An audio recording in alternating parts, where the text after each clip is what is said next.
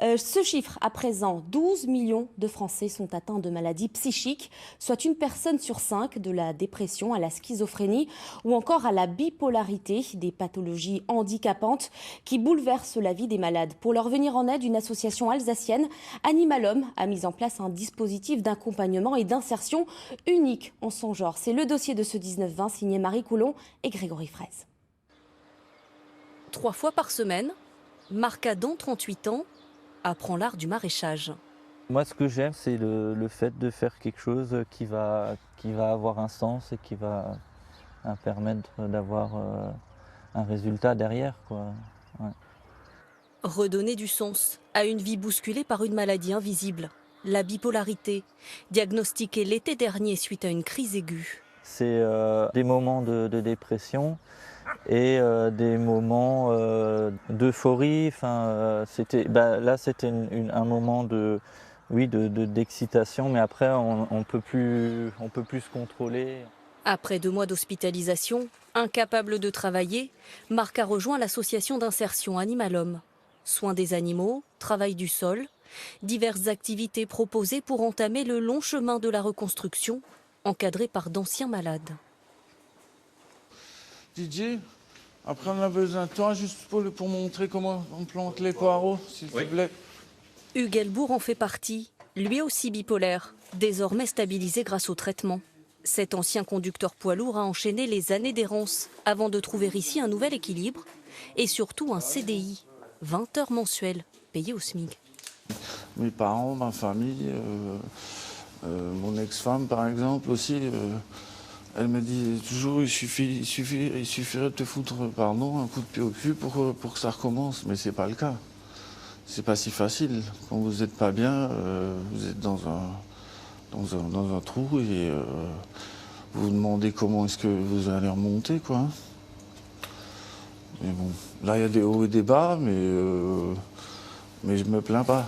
Je suis content d'avoir pu avoir cette place ici, quoi. Marc, Hugues ou encore Didier. Comme eux, 12 millions de Français souffrent de maladies psychiques, de la dépression aux troubles mentaux plus lourds comme la schizophrénie. Cette pathologie qui provoque délires et hallucinations touche la plupart des bénéficiaires d'Animalhomme. Bonjour. Bonjour Axel.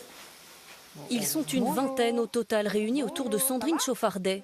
La psychiatre a lancé l'association en 2014, investit ses économies dans un corps de ferme pour proposer aussi des ateliers de cuisine et de création. Une cuillère de moutarde pas trop grosse, ouais. Des gestes du quotidien, histoire de retrouver la confiance et l'estime de soi mise à mal par la maladie. On essaye de réapprendre à vivre au rythme des traditions, avec des choses un peu naturelles, ce qu'on oublie parfois. Et puis redonner à chacun le temps de reprendre son souffle, de reprendre un peu confiance en lui, un peu confiance en la vie. Et puis reprendre l'activité dans un bon état d'esprit, tranquillement. Hein, apprendre. Prendre le temps, non pas de guérir, mais de se rétablir, loin de l'hôpital, du tumulte, des préjugés, vecteur d'isolement pour beaucoup. Je me sens seul aussi parfois. Ouais, j'avais pas vraiment d'amis, du coup je me sentais quand même seul. Oui. Oui. Mais là, je reprends un peu le bon chemin, on va dire. Une victoire parmi d'autres pour le docteur Chauffardet. En 5 ans, son association soutenue par l'Agence régionale de santé ou encore la Fondation de France a permis de réinsérer 50% de ses bénéficiaires.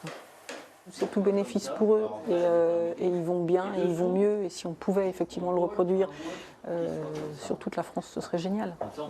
Une façon d'améliorer et de réinventer la prise en charge des maladies mentales. L'un des axes du plan psychiatrie dévoilé en 2018 par le gouvernement. Et il y a urgence. Selon l'Organisation mondiale de la santé, ces maladies représenteront en 2020 la première cause de handicap dans le monde.